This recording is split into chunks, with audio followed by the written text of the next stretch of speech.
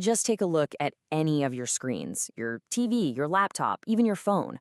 Right now, the worlds of gaming and Hollywood are smashing together faster than ever before. And in this explainer, we are diving deep into how your controller is staging a full-on takeover of your remote control. For the longest time, our entertainment lived in two completely separate universes. On one side, you had the controller. It gave you control, right? The power to actually be part of the story. And on the other, you had the remote control. That was all about the journey, a passive experience where you were just along for the ride. They were just different worlds. But that line, oh, it's not just getting a little blurry, it's being completely erased. This massive push to turn our favorite games into blockbuster shows and movies, well, it's literally reshaping the entire entertainment landscape as we speak. And let's be clear, this isn't just a handful of projects here and there. Nope, this is a seismic shift. We are witnessing this incredible, accelerating trend where the biggest names in both gaming and film are joining forces, and they are betting billions on one simple idea, that the next great cinematic universe is going to be born from a video game. So how are they actually pulling this off?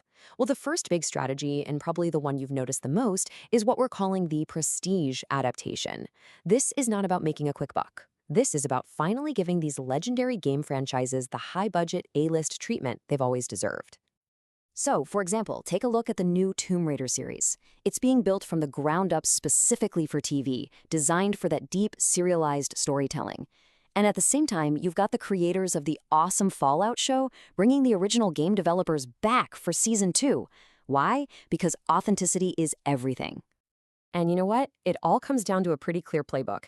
First, you pick a classic game that everybody loves. Then, and this is the crucial part, you bring in the original creators to keep it real. From there, you have to cleverly adapt that story for a totally new medium, all while walking the super fine line of keeping the old fans happy and pulling that whole new crowd. But here's the thing, not every hit is chasing those fancy awards or rave reviews. There's another, just as powerful way to do it. It's an approach that proves without a doubt that a loyal fan base can be way more valuable than anything a critic has to say. I mean, you don't have to look any further than Five Nights at Freddy's. The critics, they hated it. The scores were terrible. But the fan engagement, it was absolutely off the charts. It's the ultimate proof that for some franchises, the passion of that core community makes the professional reviews almost completely irrelevant.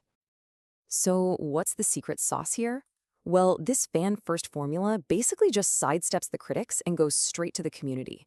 It's all about energizing that base with real, tangible stuff they can hold. Exclusive merch drops, limited edition steelbooks, collectible physical copies. It's about building a culture that's so strong, outside opinions just don't even matter. Okay, but all this begs a bigger question. Why is this all happening now? What's with the sudden explosion of game adaptations? Well, the answer really lies in the incredibly fierce, high-stakes war being fought by the world's biggest streaming services.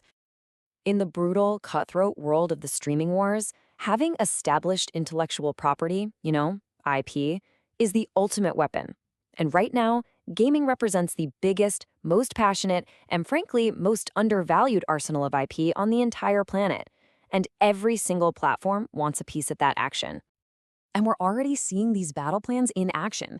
Netflix, for instance, just signed a huge deal with Warner Bros., which tells you they're getting way more aggressive with adaptations. And at the same time, you've got other big players trying to build these massive cross-media universes around giants like Star Wars and, yes, even reportedly Grand Theft Auto. So you've got the prestige model, the fan-powered hits, the streaming wars. Everything is converging. So where does this all lead? What is the future of your screen actually going to look like? This timeline really puts it all into perspective. Decades ago, you had pioneers like Kirihiro Yuki Tagawa bridging that gap in movies like Mortal Kombat. Right now, today, we are living through this unbelievable boom of adaptations. And the future, it looks even bigger.